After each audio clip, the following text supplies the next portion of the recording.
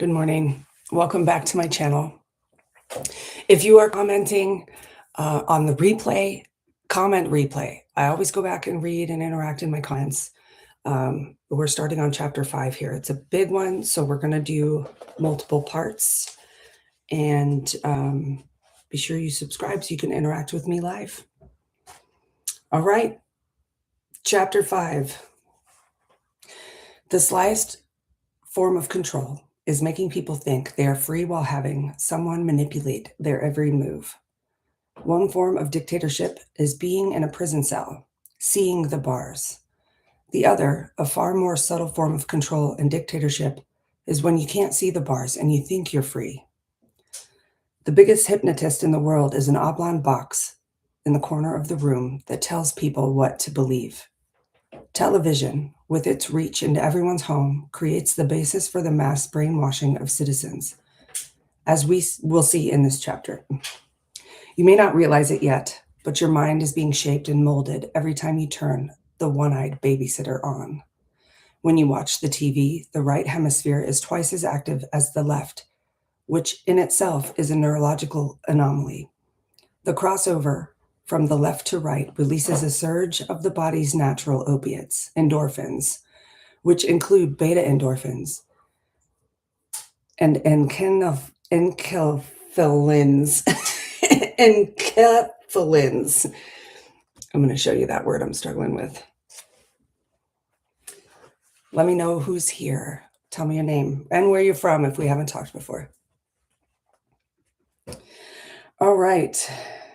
Enkephalins. Endorphins are structurally identical to opium and its derivatives, morphine, codeine, heroin, etc. In other words, your television works as a high-tech drug delivery system, and we all feel its effects. Another effect of watching television is that the higher brain regions, such as the midbrain and the neocortex, are shut down, and most activity shifts to the limbic system, your lower brain region. The lower or reptilian brain simply stands poised to react to the environment using deeply embedded fight or flight response programs. Moreover, these lower brain regions cannot distinguish reality from fabricated images, a job performed by the neocortex. So they react to television content as though it were real, releasing appropriate hormones and so on. Studies have proven that in the long run, too much activity in the lower brain leads to atrophy in the higher brain regions. Now, you may not have known this, but I bet you the people who brainwash you on a daily basis surely do. Don't worry, we'll come back to this a bit later. Hello, I remember where you're from, Craig. All right. This one was going to be a doozy for sure. For the brainwashers in charge of the societal transformation, they have pulled off the ultimate trick. They were able to persuade people that what they can see with their eyes is what's there to see. Subsequently, people will laugh in your face when you try to explain to them the bigger picture and the unseen reality behind the curtain. In a 1981 interview, Hal Becker from a think tank called Future Group in Connecticut said, quote, "I know the secret of making the average American believe anything I want him to. Just let me control the television. You put something on the television and it becomes reality. If the world outside the TV set contradicts the images, people start trying to change the world to make it like the TV set images." You see, television is not the truth, for as much as people keep tuning in to its lies. Television is an amusement park, a group of jugglers, belly dancers, storytellers, singers, and strippers. But people have been completely hypnotized by the tube. You sit there day after day, night after night. TV is all most of you know. 5% of Americans read more than 5 books per year, yet 1 billion people turn into the Oscars awards. Not anymore. Well, they just did it and they had 17 million viewers, down from 10 years ago where they had 47 or something. It's almost like we don't care what they say anymore.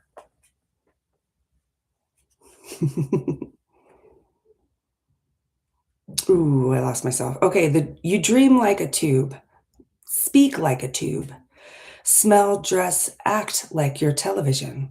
Most people feel they are better acquainted with Paris Hilton, Britney Spears, or Lady Gaga than with their own husband or wife. This is madness, don't you see? How many millions of you are prepared to believe anything the tube tells you? What's more, huge numbers of people at the top are prepared to tell you anything in the name of war against terror. Audience share and advertising dollars, as long as you vote for them, buy their products and allow them to brainwash you. Television provided an ideal means to create a homogeneous culture, a mass culture through which popular opinion could be shaped and controlled, so that everyone in your country would think the same. Why is it being done? To dumb you down, to brainwash you, to turn you into a touchy-feely adult with infantile tendencies, so you don't get in the way of important people by doing too much thinking on your own. Think about it. Over 75% of people get all their information from the television. In fact, the only truth most people know is what they get over the television. There is an entire generation of people who did not know anything that didn't come out of this tube. This tube has become the gospel, the ultimate revelation. It can make or break presidents and prime ministers. The tube is the most awesome force in this goddamn world. However, what would happen if it got into the hands of the wrong people? And when the largest company in the world controls the most awesome propaganda force in the entire universe, who knows what shit will be peddled for truth on the networks? Yes, it used to be called the idiot box. I remember when the TV first came out, they were calling it the idiot box. And now we have this with shortwave scrolling, short format. And they say that's worse for your brain than alcohol. All right, the making of a fascist society. Most people think they have a pretty good idea about what fascist society is all about. They have seen the pictures in the made-for-TV movies of Nazi Germany in the 30s, the crowds, the frenzy, the glitter, the jackbooted troops, the huge rallies, the waving of flags. Then there were the speeches by Hitler made to cheering approval of enormous crowds of people who raised their arms in salute at the beckoning of their Führer. But they haven't been translated until recently. Hashtag Kanye West. Who can forget the terrifying images of Nazi thugs breaking windows in the Jewish ghetto, pulling frail old ladies by their hair into the streets, the Gestapo and the SS troops using the butt end of their machine gun to beat someone to a pulp? Then there are other images, the death camps, the horrified world that didn't know anything about them, the bodies, the teeth, the bones, the walking dead, and the hair and the gold teeth and the rings and the ovens. The greatest generation of the 20th century went to war to defeat the greatest evil man has ever seen. 26 million Soviets died in the war, plus millions of Europeans and 500,000 American soldiers. Never again. That's what we all said once the war ended. Do you remember? The war would never tolerate such inhumanity again. We would never have another Hitler in our midst. Never would human rights be so flagrantly trampled on. Yes, you say, never again. Are you sure about that? What if I told you we let the monster back in and you, reader, are particularly to blame? Would you believe me? Oof, he's going hard. Now take yourselves back to the victorious U.S. troops entering Baghdad and Kabul. Think back to the war with Libya. Think back to Operation Desert Storm. Do you remember the parades, the confetti, the ticker tape, the troops and the very expensive equipment parading on television in front of the adoring masses, waving flags? Does that sound familiar? There were millions of people throughout the United States celebrating the great victory, waving the little plastic flags which were given out by the hundreds of thousands, the cheering approval of enormous crowds of people who raised their arms in salute at the beckoning of their president and the commanding general. Is it coming back now? I thought it might. Yes, the thrill of victory and the agony of defeat. Except this time, We really kicked the butts of the stinking Arabs, didn't we? Hi, Mom, we're number one. Oh my goodness. In fact, if you think back, these celebrations were organized by television. Come to think of it, as was the scenario for the intervention, which was simply copied and pasted from past historical events. Think back to Sudan and the Save Darfur coalition, to Kosovo and the Balkans, to Somalia, Grenada, the Falkland Islands. Television acted as a surrogate facilitator of the largest patriotic celebration in history, as they were called. Yes, we are the Walking Dead. Just hypnotized. You go to a restaurant, everybody comments because my kids aren't on iPads in restaurants and they're well behaved. But you scan the crowd and there's just people sitting together like this, just stuck. And I have to unstick myself. It's not like I'm not susceptible. We all are. Even there's a fellow who worked, I don't know, in the CIA or something. He's got a channel. And if ever I try to clip his stuff, it gets censored on TikTok. But he talks about how his wheelhouse is brainwashing and mind manipulation, and he is still susceptible to the short form videos. It's dangerous. Okay. Where are we? Darfur, blah, blah.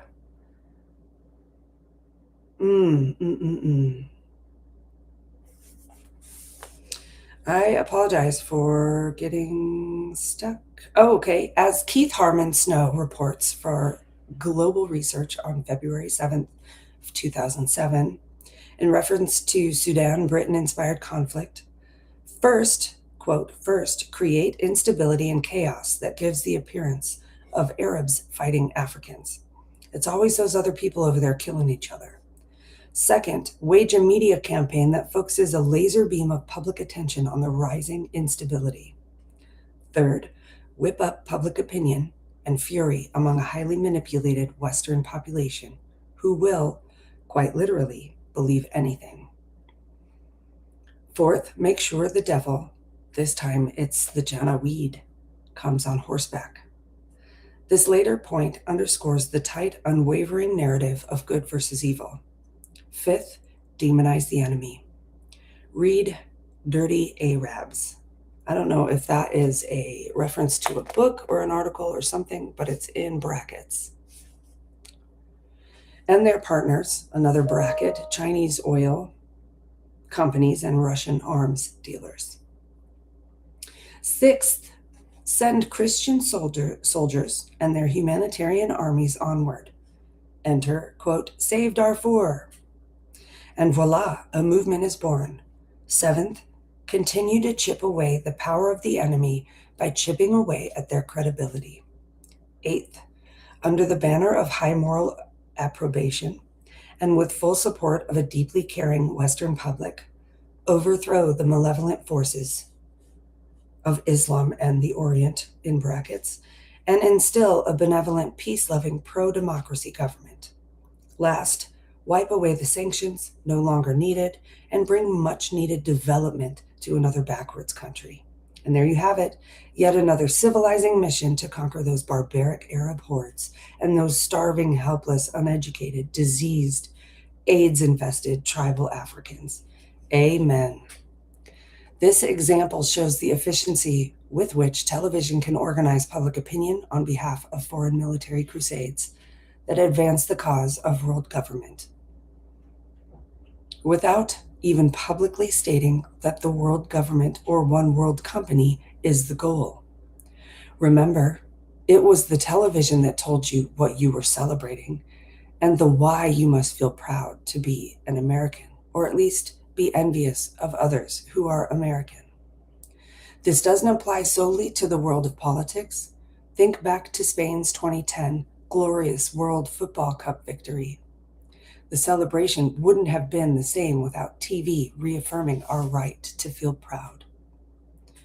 What you might not have realized, because you were not told this little unimportant fact, is that prior to media's humanitarian propaganda campaigns, neither Somalia nor Kosovo, and certainly not Sudan, figured prominently among the typical American concerns.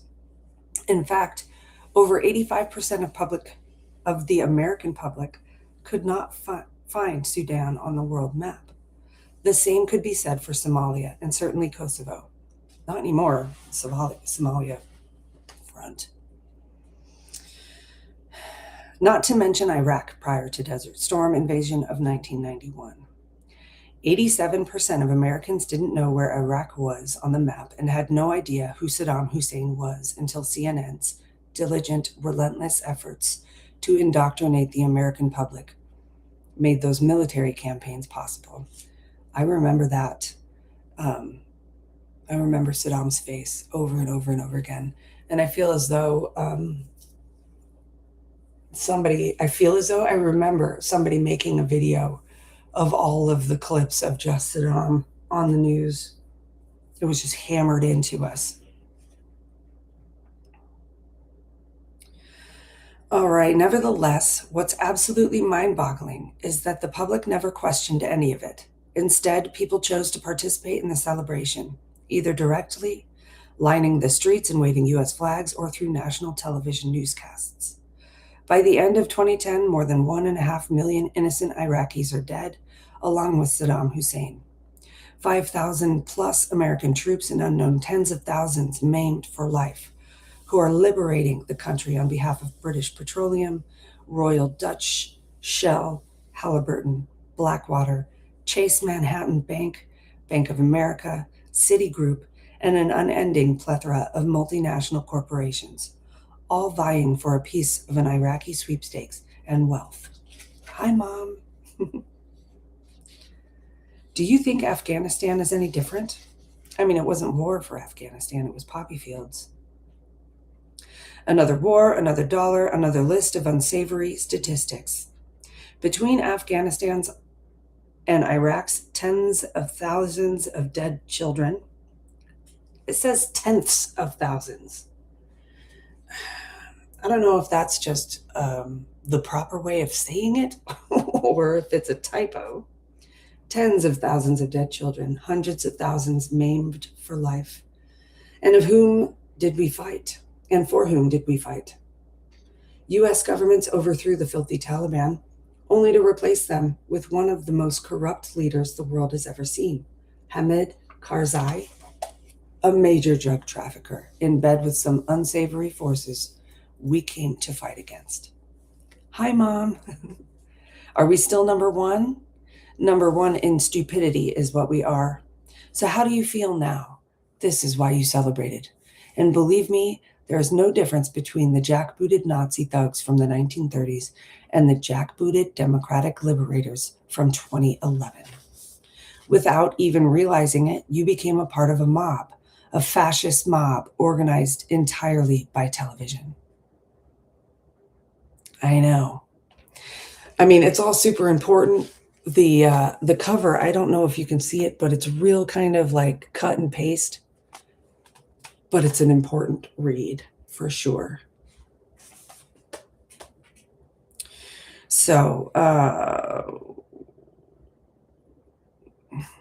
and believe me, there's nope, we read that. All right. Still don't believe me? Have you traveled to the United States recently? The airport personnel. Ooh, we're getting into the Patriot Act. The airport personnel, which is now ICE, that's going to piss everybody off, part of the Homeland Security Department, are the same jackbooted Nazi goons who dragged little old Jewish ladies out of their home and beat them to death with the rifle butt for pleasure and in the name of security, while you, the model citizen, stood and stands idly by, speechless and helpless. Did it ever occur to you to step in and help? No, because you and your fellow citizens have been brainwashed by the television to never question authority, no matter how shocking and anti-humane their behavior might be. Or do you really think you became this way on your own? On your own? On your own? Think back 30 years. Did people behave this way towards their fellow men? Hardly, right? So what happened? 30 years ago. Okay, so this was published in 2015. I mean, yes. What are you talking about? 30 years from 2011? Yes, I feel like this has been happening since. I mean, we've been in perpetual war for 200 years.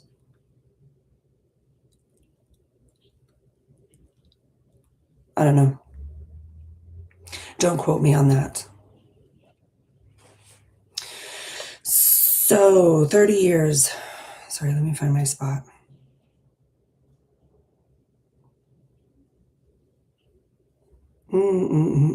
Did people behave this way towards their fellow man? Hardly, right? So what happened? Along the way, somewhere, we lost our consciousness. Consciousness is something we each develop to a degree. We feel and think for ourselves. Insofar as we merely accept the emotional and intellectual commonplaces of others, we remain dead. Let's put it this way. The advent and mass dissemination of television technology has rendered the Nazi model for a fascist society obsolete. It has provided a better, more subtle, and more powerful means of social control than the organized terror of the Nazi state. See, and I've listened to some of those speeches that he referenced earlier. And I don't know if what we've been told about the Nazi state is 100% accurate. I'm going to just leave it like that. I'm going to just say that. To most people, this may sound absolutely shocking.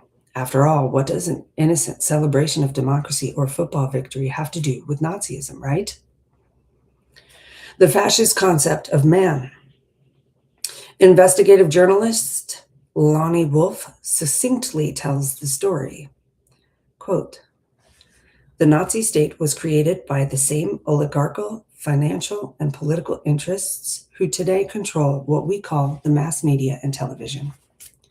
Forget about whatever stories you've seen on television about how Hitler came to power. His path to power was cleared by the same oligarchs who employ the brainwashing that program your television.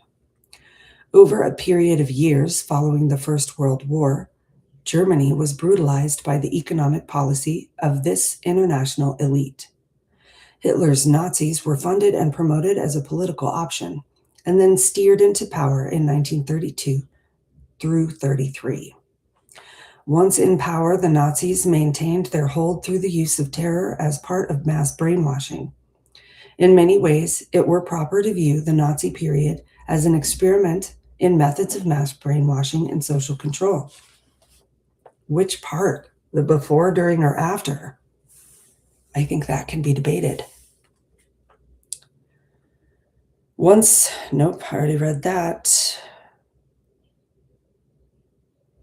At the root of this experiment was the desire to create a new world order based on reversing a fundamental premise of Western Christian civilization, that man is created as a higher and distinct species from animal, created in the image of the living God and by divine grace imparted the divine spark of reason. What makes man human is our power for reason. The only thing greater than life is the power of the human mind. This is how mankind is measured. What separates us from animals is our ability to discover universal physical principles. It allows us to innovate, which subsequently improves the lives of people. Development of mankind, the development of the power of the individual and the nation depends upon scientific developments, upon seeking and discovering the truth of our highest goal, thus perfecting our existence. Truth always lies in the higher order of process. True sovereignty lies not in popular opinion, but in the creative powers of the individual human mind.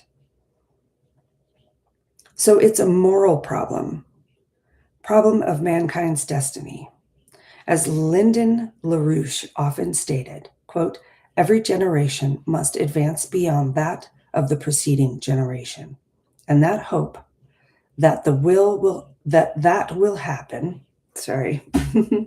should be what's on the mind of the person who is dying of old age, that their life has meant something because it laid the foundation for a better life than they knew. There is a fundamental clash of ideas. those who measure up to a Renaissance view of a man, and those who see themselves by birthright above other men, who see mankind as an animal, or goy, cattle.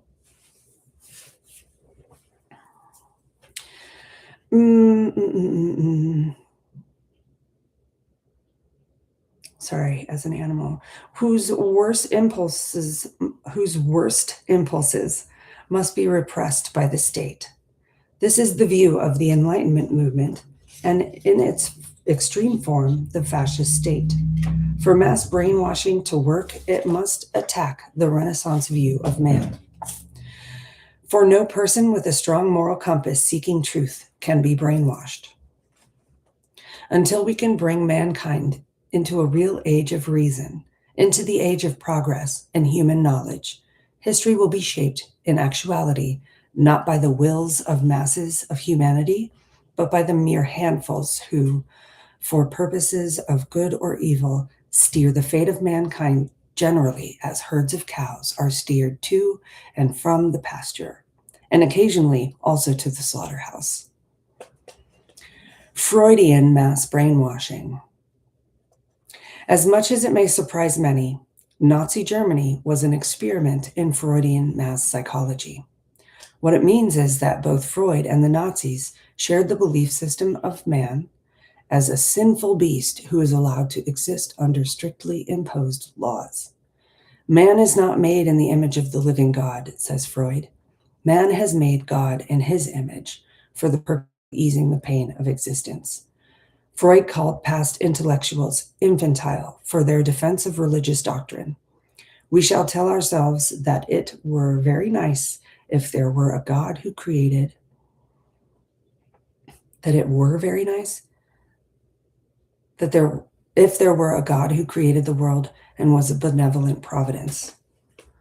Yet you defend the religious illusion with all your might.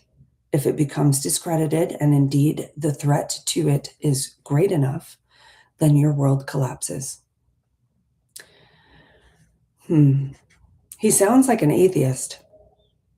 And I was for a long time. And I don't have to have faith in Jesus Christ because I know he's real. I'm sorry if anybody finds that offensive, but it's just my experience. If it becomes discredited, and indeed the threat to it is great enough, then your world collapses. There's nothing left for you but despair of everything, of civilization, of the future of mankind. From that bondage, we are free. Since we are prepared to renounce a good part of our infantile wishes, we can bear it if a few of our expectations turn out to be illusions. Freud knows now. I read the Freud, it's called, was his first name? How am I blanking on this? Sigmund Freud and the Jewish mysticism, the traditional Jewish mysticism, whatever. But he hid the fact that he was Jewish while he was writing. I think he even changed his name. Thank you. And interesting, because all our schools are based on Freudism, psychology. I wonder if I'm too far away from the mic. Excuse me. So, Freudian psychology, as preached by either Freud or by neo-Freudians like Carl Jung, became the rage in the 1920s. It was promoted into popular culture through mass media of its day, newspapers and magazine articles. Quote, its morally insane system of id, ego, and superego became part of the popular culture, as did its belief that creativity stems from sexual drives. One of the key elements of Freud's work on mass psychology stems from the psychology of the crowd of the French psychologist Gustave Le Bon, who claimed that man regressed to a primitive mental state as part of a crowd. Groupthink. It's never good. People in a crowd lose their inhibitions and moral standards and become highly emotional. Le Bon describes this as a return to man's primitive nature. Man, says Le Bon, has returned to his animal roots. This is what mass mobilization of people is all about. The victory parade is just one example of this phenomenon. The notion that all good citizens should rally around the flag to attack is in itself just another form of social dictate. But there's another side effect to this development. While he has become at once more primitive, more animal-like, and infantile, mass man, the man in the crowd, also has a heightened sense of power, while his individual responsibility for action, a key factor in all moral judgment, diminishes. On the other hand, far from accepting that everything should be directed towards a common purpose, Freud and Le Bon ignore the right of minds to follow their own curiosity wherever it may lead. After all, curiosity is insubordination in its purest form, an attitude that in today's United States would draw you a prison term for anti-American activity. The heritage of Western Christian civilization defends the freedom of the individual amidst The heritage of Western Christian civilization defends the freedom of the individual mind against the coercion of mass culture, mass propaganda, or mass mobilization. It is just as impossible to do without control of the masses by a minority as it is to dispense with coercion in the work of civilization. Freud writes in his 1927 Attack on Religion, the future of an illusion, quote, "For the masses are lazy and unintelligent." Such thoughts are not far separated from the writings of Hitler.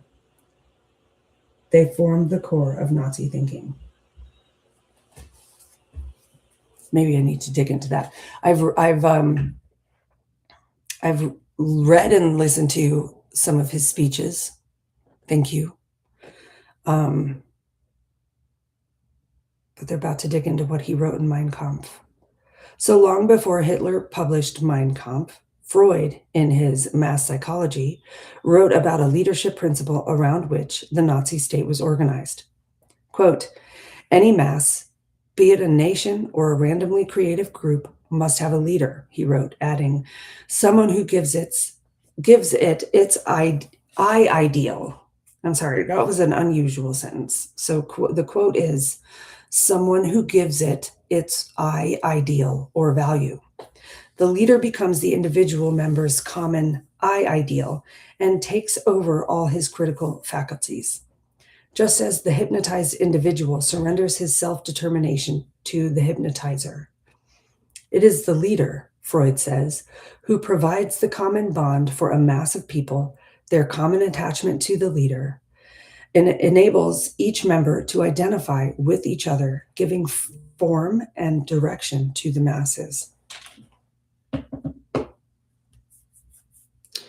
Was Hitler a Freudian?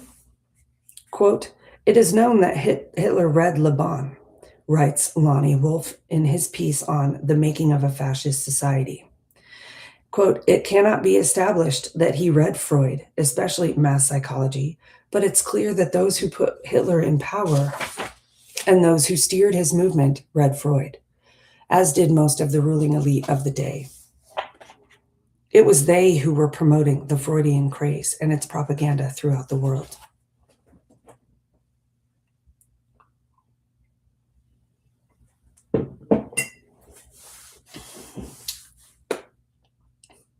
Carl Jung and Hitler. One key neo-Freudian who became an overt supporter of the Nazis was the Swiss psychoanalyst Carl Jung, whose friendship with Freud ended over the latter's refusal to see value in Gnostic mysticism. Freud, who was opposed to integrating mystical ideas into psychoanalysis, associated the word mysticism with seances, voices from other worlds, noises, apparitions, levitation, trances, and prophecies. Jung saw in Hitler the apotheosis of Jung's own search for a kind of pagan communion with the beyond. A search that began in 1915 with Jung's Jung's colossal nervous breakdown. In his 1997 essay on the subject of Hitler and Jung, Wolff believes there is the strongest possible connection between Jung's psychoanalytic theories, which form one of the conceptual bases of New Age ideology today, and his fascination with Hitler. For Jung was obsessed by the notion that the deepest reality, the greatest truth, lay buried in the unconscious, mystical, psychotic aspects of man's mind, as opposed to the rational, outward, scientific, Judeo-Christian view of the world. That was the basis of Jung's decades-long search through himself, quote, attempting to find a pre-existing myth or mythic system which aptly illustrated his ideas about the human psychology of religion. He began with Gnosticism, then went on to study astrology, and then speculative alchemy as a symbolic system. Good to see you. I'll see you later. To Jung, there is a deep substratum of consciousness that lies beneath the layers of mechanical instincts and the measurable phenomena of clinical psychology. Jung called it the collective unconscious. These images became visible under certain circumstances, such as in political rallies or religious rituals, or on the movie screen, or in advertising and propaganda, and we take them for granted without realizing the power they represent or the extent to which they may be manipulating our consciousness. And in turn, these images, this pattern or matrix underlying the observed universe, a kind of grid of connections linking events according to a system we can barely perceive, are manipulated by the unseen hand of the brainwashers at Tavistock Institute and Frankfurt School. Tavistock Institute for Human Relations is the psychological warfare arm of the British royal family. Located in a suburb of London, it is the world's most important institution for manipulation of population. According to the official history of Tavistock Clinic, quote, in 1920, under its founder, Dr. Hugh Crichton Miller, under his leadership, the clinic made a significant contribution to understanding of the traumatic effects of shell shock. In the 1930s, the Tavistock Institute developed a symbiotic relationship with the Frankfurt Institute for Social Research.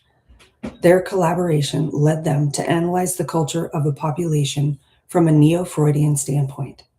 Nazism just happened to have been one of its patients on a psychiatric couch.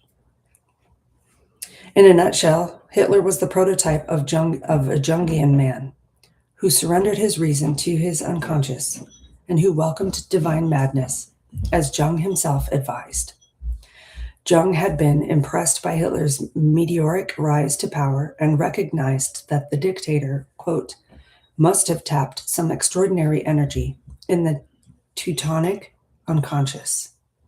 For example, in March 1934, Jung was writing for the formidable phenomenon. He was writing of the formidable phenomenon of National Socialism, on which the whole world gazes with astonishment. Jung goes on to suggest, I don't know why I do that. Jung goes on to suggest that the Aryan unconscious has a higher potential than the Jews. Hitler, Jung wrote, had literally set all Germans on its feet, all of Germany on its feet. In a 1932 essay, Jung had celebrated the leader personally. No, I'm sorry, there's a dash there. The leader personality of the Führer as against the ever secondary, lazy masses who cannot take the least move in the absence of a demagogue.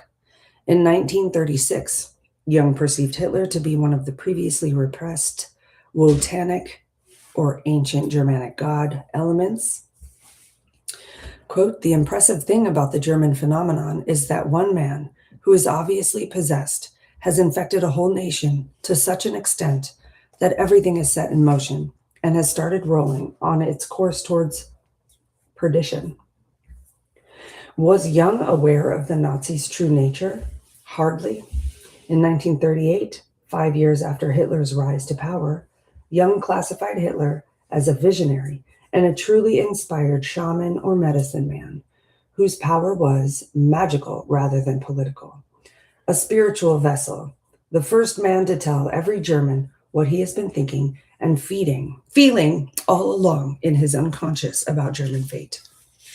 Jung added that Hitler's power is not political, it's magic. I mean, that was redundant. That was a redundant addition. As France surrendered to Germany in June 1940, the date, the summer solstice, did not pass unnoticed by Jung and the other Nazi mystics. Jung cried ecstatically, "It is the dawning of the age of Aquarius." It is rather fine irony that it was Carl Jung, of all people, who coined the phrase made current so much later, with the rise of the new age. Needless to say, the Nazis represented but a minority of the German population, even when they were in power. What about the so-called good Germans who went along with Hitler's terror? How was it done? The same way it is being done to us today and every day through the mass media dissemination of information. And information's in quotes. I'm sorry if you can hear my kids out there playing. And the most universal of the mass media was radio.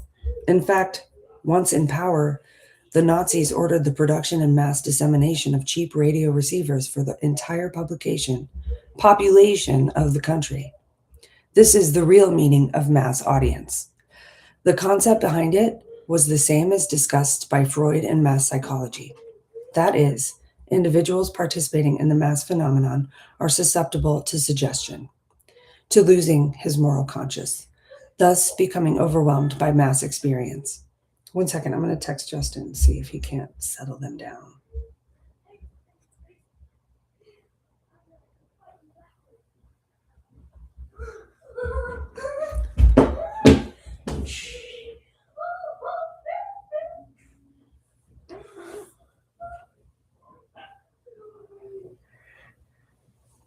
Sorry.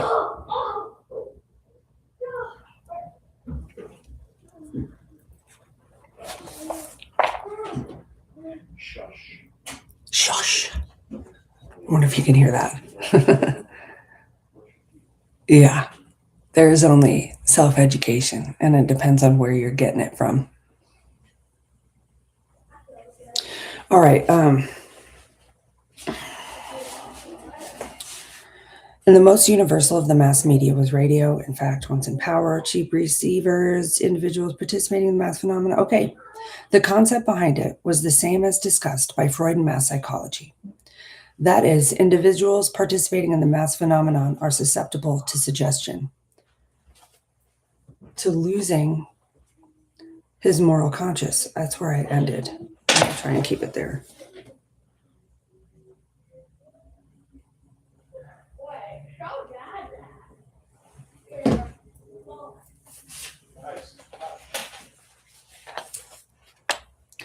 All right. I don't know why they're down here playing. They should be upstairs doing their online curriculum education. Thank you. Can you hear them? You can. With the music notes, because I do have a singer. We all sing. I think we all have a bit of echolalia tendencies. Echolalical tendencies. Sorry, that was probably so loud.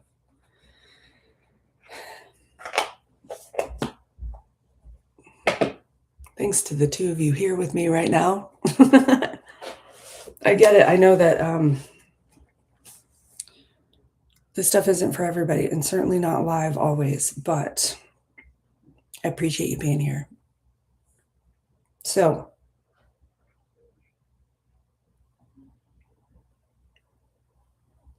echolalical. New words. Oh, I had my finger on it, but then I took it away. Okay, individual participating in the mass phenomena are susceptible to suggestion, to losing his moral conscience, thus becoming overwhelmed by the mass experience. Brainwashers call it institutional human aggressiveness. What people like Freud say proves that people, us, are animals driven towards destruction. According to Freud, these aggressive destructive drives are part of man's animal nature. The purpose of society, according to Freud, is to regulate and control through various forms of coercion the outbursts of his innate bestiality,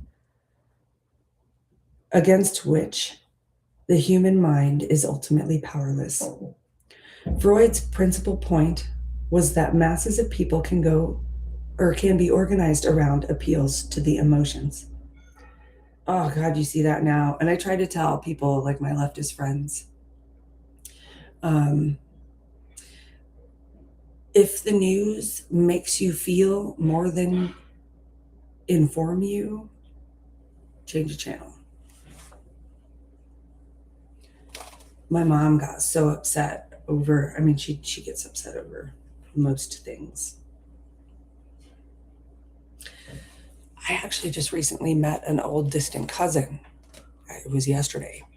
And she said we should be friends on Facebook. And so I sent that request. And the first post I saw, her latest public post from January, and she lives in the Netherlands, stated that because of MAGA, her country was going to go to war.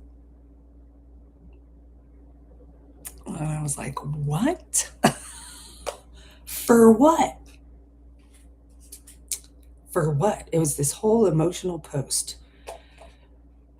The MAGA vote was the downfall for a global society. Was it? And not to say I'm stoked with everything Trump's been doing, but for real, chill out a little. All right. The purpose of society, according to Freud, is to regulate control through various forms of coercion. Am I reading that over and over again? I did read it. So Freud's principal point was that masses of people can be organized around appeals to emotion. That's right. The most powerful such appeals are to the unconscious, which has the power to dominate and throw aside reason. The mass has never thirsted for truth, Freud wrote, referring to crowds of raw minds swayed by elementary needs. They demand illusions and cannot do without them. They constantly give what is unreal precedence over what is real. They are almost as strongly influenced by what is untrue as what is true. They have evident tendencies to not distinguish between the two. Freud, in his mass psychology, stated that an individual's moral inhibitions and outlook can be broken down as parts of a mass, or a whole. You could say a whole there. I should be an editor. So Lonnie Wolf succinctly tells the story of Freud's so-called powerful mass experience, which can gratify emotions, as, quote, Freud further stated that under this condition, with man's reason dominated by emotionalism and unable and unwilling to look for truth, the individual in a crowd loses his moral conscience, or what Freud calls his ego ideal. To Freud, this is not necessarily a bad thing, since the moral conscience, or the superego, causes man to unnaturally repress his basic animal instincts. This Freud claim produces neurosis, which is a great band if you're into that sort of thing. In a crowd organized around people's emotions, the individual will exhibit a tendency to let himself go, to free himself of all moral and social inhibitions. Isolated, he may be a cultivated individual. In a crowd, he is a barbarian. That is creature acting by instinct. Therefore, the key to mass brainwashing is to create an organized, controlled environment in which stress and tension can be applied to break down morally informed judgment, thereby making an individual more susceptible to suggestion. Hi. That's okay. I'm glad you're here. Okay, the point to be made here is that co-participation in a crowd causes a person to respond to situation from an emotionally non-thinking set of reference points. I'm going to read that again just for the sake of my own self-esteem. The point to be made here is that co-participation in a crowd causes a person to respond to situations, I'm going to add an S there, from an emotionally non-thinking set of reference points. In the case of Nazi Germany, coming across the radio into millions of homes was the voice of one man, Adolf Hitler. The fact that all of Germany was hearing his voice at the same time gave an enhanced power to the message. The listener was literally part of a mass experience, taking it all in from an emotionally non-thinking set of reference points. Hitler's speeches were some of the first mass media events in history, as carefully staged as any event in modern history.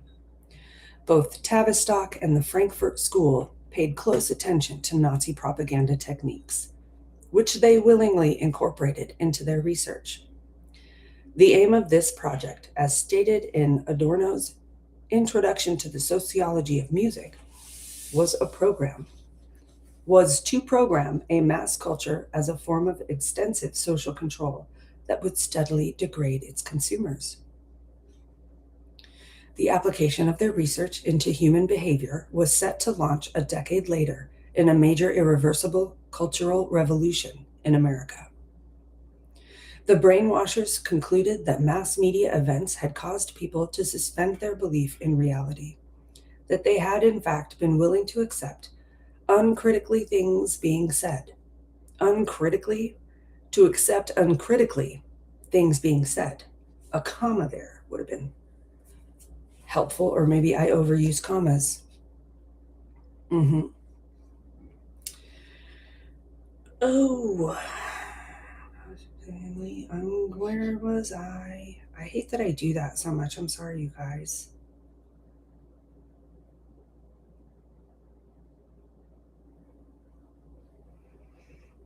All right, uncritically things being said, which if they had heard in another context, they would most probably have rejected. Now think back to today. How insane are some of the things we've been told by our leaders? Weapons of mass destruction in Iraq? Well, ironically, that was told to us for 30 years, documented in one of my shorts. And I saw that Candace played that short I clipped. That Bibi was saying it about Iran. And I think it was, when was OJ on his white Bronco chase? Because that was the first time they did a live breaking news, ticker on the bottom, live coverage of some kind of event. And they took that and ran. So after that, all news stations had the ticker and the breaking news, and then what follows is not breaking news. It's just news, or whatever they want you to feel about. They don't want you to think about it. They want you to feel about it.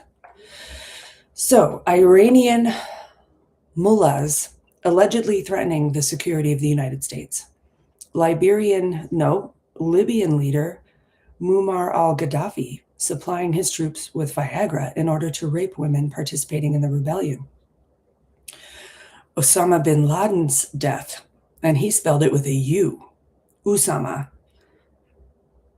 explains Wolf, quote, during the Second World War, Bruno Bettelheim, a neo-Freudian, published a psychological analysis of the Nazi period at the behest of the network of brainwashers associated with Tavistock Institute. Bettelheim describes how, under extreme doubt and terror, the individual will regress to an increasingly more infantile state. In that condition, the inmates of the Nazi concentration camps started to mirror the personalities and mannerisms of their oppressors, the SS guards. And if you know about the Stanford prison experiment, that checks out. 94.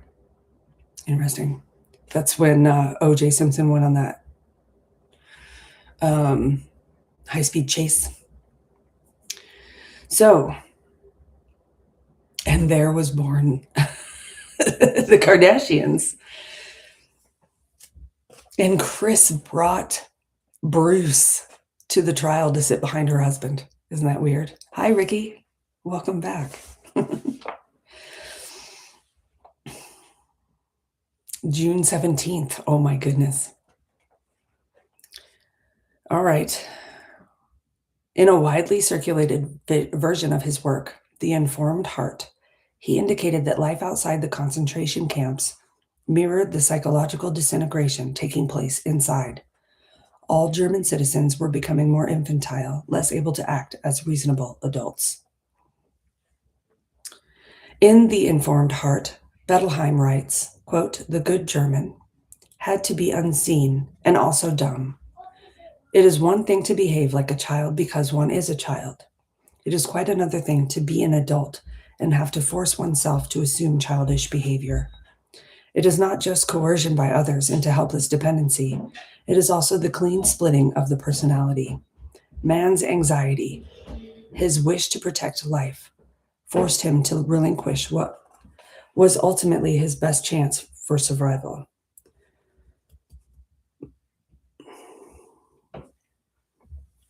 His ability to react and make appropriate decisions. But giving this up, he was no longer a man, but a child.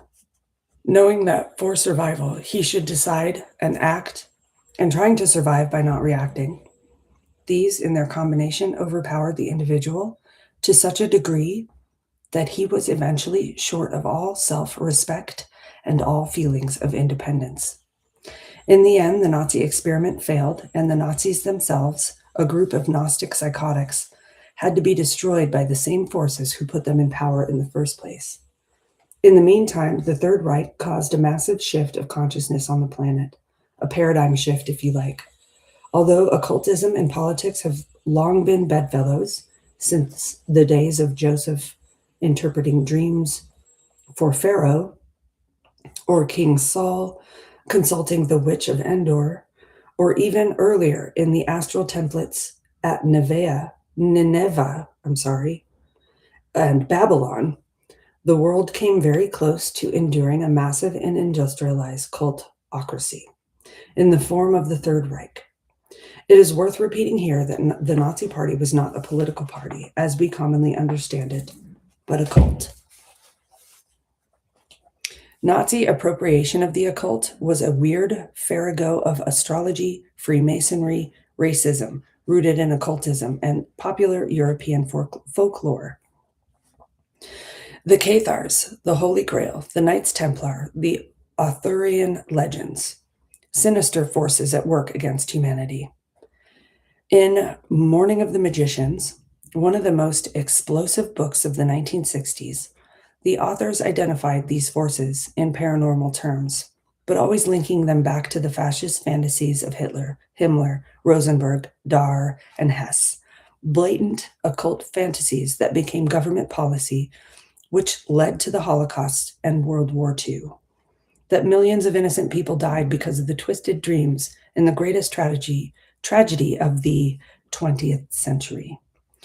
But the authors insisted that there was something there below the surface of the Third Reich, a sinister force that had been successful for a time, evoked by the Nazi magicians of the SS.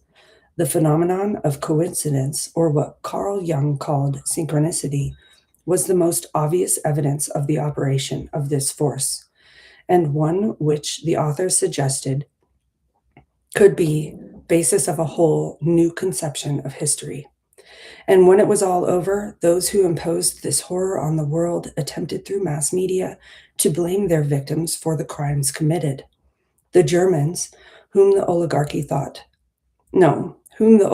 through their Nazi tools had tortured into mass brainwashing, were told that they were collectively guilty for all that happened. As a result, the entire nation was put on the dock and tried as criminals, rapists, and mass murderers. And while they were told that it might never happen again, the brainwashers at such places as Tavistock Institute were already secretly working behind the scenes on a new and far more powerful brainwashing tool, television, to help them organize their fascist superstate without the now socially unacceptable Nazi superculture. Nachi. Now, how many people actually understand this? How many people realize the majority's perception of reality, especially in political arenas, is not their own? It is shrewdly manipulated and imposed upon by the mind, by the man behind the curtain. Many certainly do not. No, many certainly do not, and brainwashing has a lot to do with it. A comma there would have been helpful. All right, we're an hour in. Thank you. I straightened it. Thank you for the compliment. You always make me feel so nice. Thank you for being here for part 1 of chapter 5. Is it chapter 5? I think so. I think this is a worthy read, but man, they could have done some editing. That would have been fine.